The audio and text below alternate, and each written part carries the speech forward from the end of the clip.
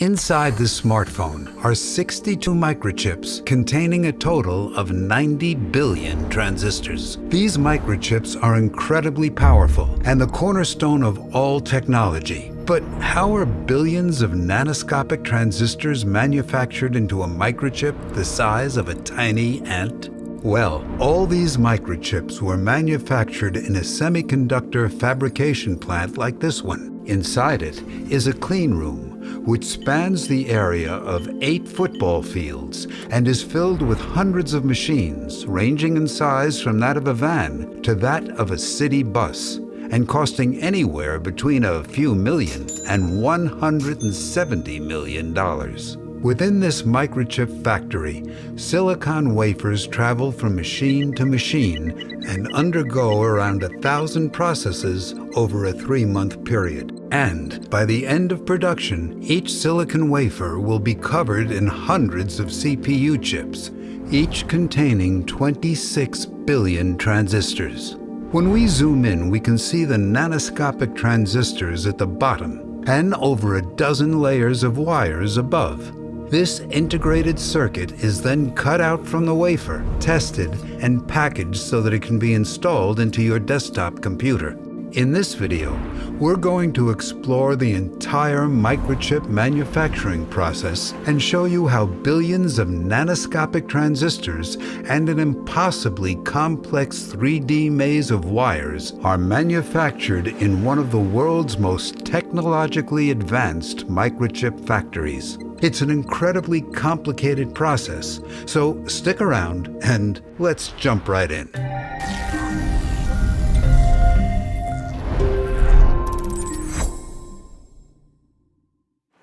A portion of this video is sponsored by Brilliant.org. There are 2 sides to understanding how microchip manufacturing works. The first is the sequence of steps and processes needed to build the nanoscopic transistors and the labyrinth of wires. Whereas the second is how the semiconductor fab and multi-million-dollar equipment of the clean room floor work. And we'll be flipping between these 2 sides to get a complete picture. Let's start by opening up this desktop computer, focusing on the CPU and taking a look at what's inside. Here we have an integrated circuit, or die, which we'll refer to as a chip. This chip has 24 cores, a memory controller, a graphics processor, and many other sections. Within one of the cores, we can see its block diagram and the various elements. Zooming in on this multiply block, we find a layout of 44,000 transistors that physically execute 32-bit multiplication and constitute just 0.00017% of the overall 26 billion transistors in the CPU. Zooming in even further, we see layers of metal wires, or interconnects, and at the very bottom are the transistors that form the basic logic gates. Note that these layers of metal interconnects aren't floating, but rather the empty space that you see is filled with insulating materials, thus providing structure and preventing the metal wire layers from touching. Furthermore, here we're only showing the transistors at the bottom and 5 layers of metal interconnects, with vias traveling vertically between the layers. In actuality, there are a total of 17 metal layers of wires in the CPU, and each successive set of levels uses larger and larger interconnects. At the bottom are local interconnects that move data around this 32-bit multiply circuit. In the middle are intermediate interconnects that move data around the core, and at the top are global interconnects that move data around the entire CPU. You might be wondering, how small are these transistors? Zooming in again and past the interconnect layers, we find FinFETs, which are transistors whose channel dimensions are 36 by 6 by 52 nanometers, with a transistor-to-transistor pitch of 57 nanometers. Clearly, the transistors are incredibly small. Here's a mitochondria, a dust particle, and a human hair for size comparisons. Now that you have a sense of what the transistors and labyrinth of metal interconnects look like, let's explore how they're manufactured. We'll begin with an analogy. Imagine baking a cake that's 80 layers tall, with each layer cut to a unique shape. To make this cake, there are 940 steps in the recipe, which takes 3 months to complete and includes hundreds of exotic ingredients. And if any measurement, baking time, or temperature is more than 1% off, then the cake is entirely ruined. That's kind of what it's like to make a microchip. But microchips are even more complicated. Let's look at a single layer of this integrated circuit and run through a simplified set of steps used to build it. To start, a layer of insulating silicon dioxide is deposited on top of the wafer, and then a layer of light-sensitive photoresist is spread across the top. Next, using UV light and a stencil, a pattern is applied to the photoresist. Solvents then are used to remove the areas hit by the UV light, thus creating a patterned mask layer. Using the mask, the revealed silicon dioxide is etched away down to the previous layer.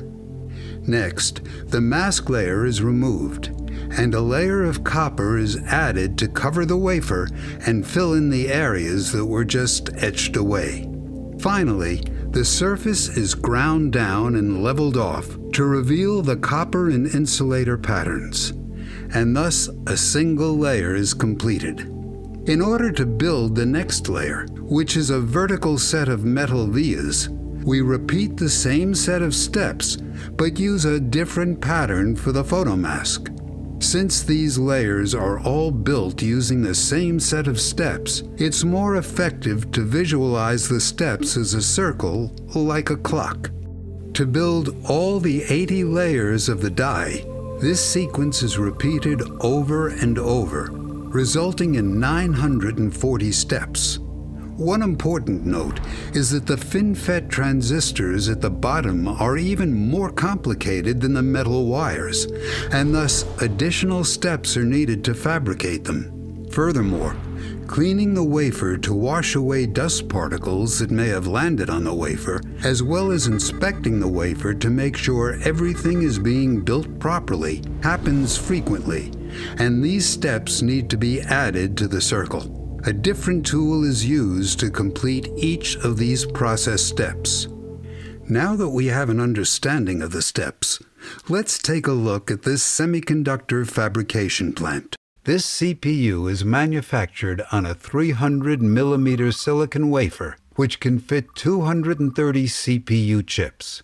In contrast, DRAM chips are considerably smaller, and thus 952 of them can fit on a wafer.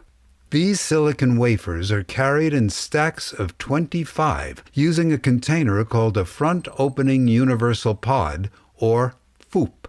This sealed plastic wafer carrier is transported around the cleanroom floor using an overhead transport system which lowers the FOUP onto the tool's landing pad. Inside the tool, robotic arms transport the wafer through vacuum load locks and to different process chambers where materials are added, removed, or processed in ways that we'll explore later.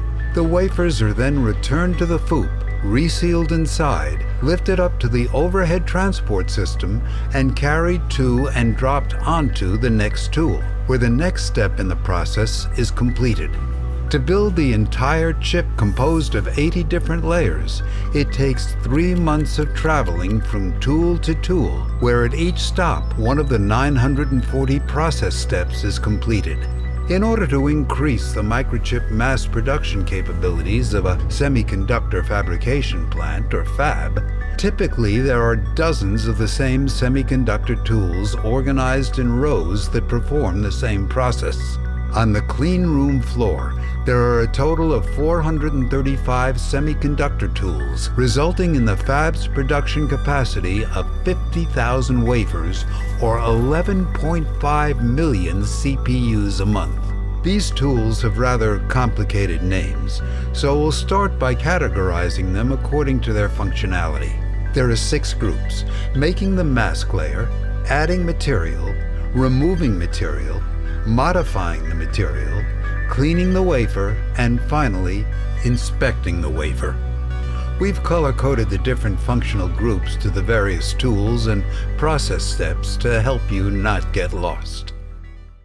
Let's next look at each of these semiconductor tools and see how they process the wafer in various ways. We'll start with the ones that are used to make the mask layer or the nanoscopic stencil on the wafer. These tools include the photoresist spin coater, photolithography tool, developer, and photoresist stripper. First, the photoresist spin coater applies a light-sensitive layer to the surface of the wafer and sends it through a soft bake, where the wafer is heated in order to evaporate the solvent from the photoresist. Next, the wafer goes to the lithography tool, which shines UV light through a stencil, which is technically called a photomask. The light passes through the stencil and is then demagnified or shrunk down to produce a nanoscopic pattern on the wafer. Wherever the light from the stencil touches the wafer, the photoresist is weakened. The wafer then goes to the developer and the weakened photoresist is washed away, leaving only the patterned nanoscopic stencil on the wafer. The wafer is then sent through a hard bake to harden the remaining photoresist. Next, the wafer travels to other tools to undergo processing.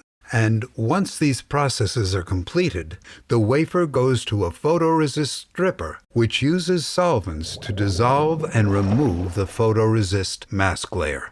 And that's how a mask layer is formed and then removed. The photolithography tool is one of the most important, so let's take a look at it. Inside is a UV light source, a set of lenses to focus the light, a photomask which contains the stencil or design of the layer to be patterned, and a wafer carrier. The photomask is 6 by 6 inches and, based on the dimensions of the CPU, can fit 2 copies of a single layer of the CPU design. The purpose of using a photomask with these crazy optics is because it's a reliable way to copy and paste a design for billions of nanoscopic transistors and wires onto 230 identical CPUs on a single wafer in a few minutes. After the light passes through the photomask, the UV light goes to more lenses in order to shrink down the pattern by a factor of 4 and print a single layer of the design onto the photoresist. The wafer carrier steps from position to position, printing the photomask image at each stop until all 230 chips are patterned. Let's clarify one detail. In our previous examples, we talked a lot about this CPU having 80 layers. Specifically, what we were referring to is the number of photomasks and mask layers used to create all the different layers of patterns on the wafer. Therefore, one complete CPU chip uses 80 different photomasks, each costing $300,000. With only one mask layer being patterned at a time, this CPU chip will undergo 80 separate visits to the lithography tool. We could spend another hour talking about photolithography, but let's move on to the next category of tools. Deposition tools are used to add or deposit material onto the wafer. A lot of times we use the mask layer from the photolithography step to add materials to the areas uncovered by the mask layer, kind of like spray painting through a stencil. Due to the wide range of elements and compounds used to create the layers, deposition tools have a wide range of variations with complicated names and acronyms for each variant. But essentially, there are 3 key groups of materials that are added or deposited onto the wafer. Metals such as copper or tantalum, insulators which are typically called oxides, and crystalline layers of silicon. Each group of different materials uses different physics and chemistry principles to deposit the material on the wafer. and therefore has a different technical name for the tool that deposits the material. Deposition tools typically have a central wafer handling chamber, with the various chambers attached to the edges, each one dedicated to adding just a single element or compound. The next category of machines do the opposite, which is to remove material. There are two key methods. The first is etching. Etchers use either corrosive chemicals or high-energy plasmas to react with and remove materials from the surface of the wafer. They're typically used with the mask layer stencil in order to remove the material exposed by the mask, thus creating a hole that can be later filled by a deposition tool. The second method to remove material is CMP, which is chemical mechanical planarization. CMP applies slurry and uses abrasive pads to grind and polish away the top surface of the wafer, making it perfectly flat. CMP levels off the top layers of the wafer and is typically used as the last step in a cycle of processes in order to prepare the wafer for another layer to be added. The fourth category are tools that modify the silicon and are called ion implanters. These tools use the photomask stencil to bombard the unmasked regions with phosphor, boron, or other elements in order to make the P and the N regions required to form the transistors themselves. Therefore, ion implanters are only used in the front end of line. You might think that this is adding material. However, ion implanters only add around 1 atom of phosphor or boron for every 10,000 atoms of silicon. Additionally, while other machines spray paint a layer on top of the wafer, ion implanters hurl atoms deep into the silicon lattice, kind of like a cannon launching a baseball 6 feet into a concrete wall. This process typically damages the silicon lattice, which is why the following step is to repair the silicon by heating the wafer using a separate tool called an annealer. The fifth category of tools are used to clean and remove any contaminants or particles from the wafer. These wafer washers use ultra-pure water to clean the wafer and then dry it with nitrogen or hot isopropyl alcohol. Cleaning the wafer happens rather frequently in order to remove any stray particles that may have fallen onto the wafer. And finally, sixth are tools that inspect the transistors and metal layers for defects and are called metrology tools. A common metrology tool uses a scanning electron microscope with nanometer-level resolution to take pictures of the top surface of the wafer and determine if there are defects such as improperly patterned layers or particles on the surface. When fabricating an integrated circuit that takes 3 months to complete, it's important to repeatedly monitor the progress and make sure that each of the processes is being executed with nanometer-level precision. Now that we've covered each of the categories, here are the color-coded process steps along with the layout of the tools in the semiconductor fabrication plant. Let's run through the complete set of steps used to manufacture a single metal interconnect layer. First, a layer of insulating silicon dioxide is deposited onto the wafer. Next, photoresist is spread across the surface and the wafer is sent through a soft bake to remove the solvent. The wafer then travels to the photolithography tool, where the design from the photomask is transferred to each of the chips on the wafer by weakening the areas of photoresist hit by the light. The wafer next goes to the developer to wash away the sections that were hit by the light from the lithography tool, and then through a hard bake to harden the remaining photoresist. With the mask layer built, the wafer goes to an etching tool, where a plasma etcher removes a vertical column through the exposed silicon dioxide until it reaches the previous layer's metal vias. Next, the wafer is sent to a photoresist stripper, where the mask layer is removed. The wafer then travels to a physical vapor deposition tool, where a sequence of metals fills in the exposed pattern and coats the wafer in metal. Finally, The wafer is sent to a chemical-mechanical planarization tool where the metal is ground down so that all that remains is a flat layer of insulating silicon dioxide and conductive copper interconnects that match the pattern from the photomask. A single metal layer is now completed, and the wafer is ready for the next cycle to begin, where insulating silicon dioxide and the vias will be added. Note that cleaning and wafer metrology or inspection steps occur in between many of these other steps. Furthermore, the process steps to make the transistors are less straightforward and utilize the ion implanter, and thus we'll cover them in a separate video on transistor physics and design. These steps are for building the integrated circuit on the wafer. However, there are additional steps in manufacturing a microchip, which we'll explore in a little bit. But before we get there, one important thing to note is that the semiconductor industry is incredibly secretive regarding the exact tool layout and the process steps and recipes used to make the transistors.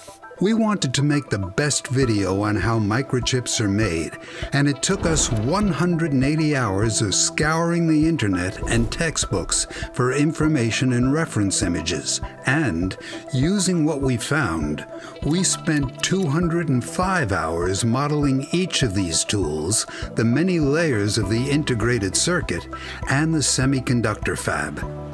Furthermore, writing the script took about 100 hours, and then animating all these visuals took more than 825 hours. As a result, this video took over 1,300 hours to make, and it's entirely free to watch.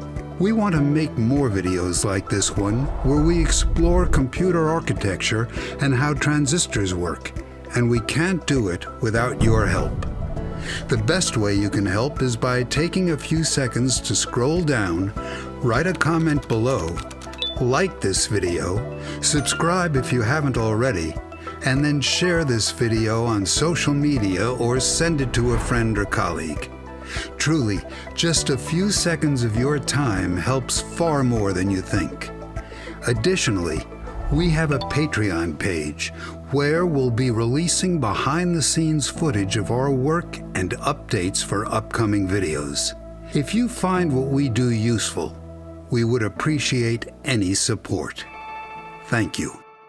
So then, what are the additional steps in manufacturing a microchip? Before chip manufacturing at the fab, we first have to manufacture the silicon wafers by refining quartzite into pure silicon, and then growing a monocrystalline ingot and cutting it into wafers. For reference, these 300 millimeter wafers are around 3/4 of a millimeter thick. They have a barcode on the side and a small notch in them to indicate the direction of the crystal lattice. Furthermore, these wafers are incredibly delicate and shatter into hundreds of shards when broken.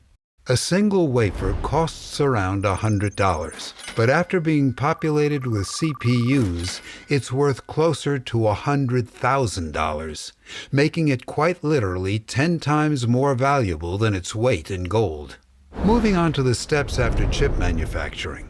The completed wafer is sent to a separate building where each of the CPUs undergoes rigorous testing to figure out if it works as intended. If a CPU works, that's great. But frequently, a particle or photomask defect has damaged a section of the integrated circuit, rendering that section defective. These semi-functional circuits are then categorized or binned based on what still works. These Intel 13th Gen processors are sold as an i9, i7, i5, or i3, depending on how many cores are functional with different product lines of CPUs whose onboard integrated graphics sections are defective. These wafers are transported to another building where the chips are cut out using a laser, flipped over, and placed on an interposer, which distributes the connection points to a printed circuit board, while a protective heat-conductive cover is placed on the back side. The printed circuit board holds the landing grid array that interfaces with the motherboard, as well as various electrical components.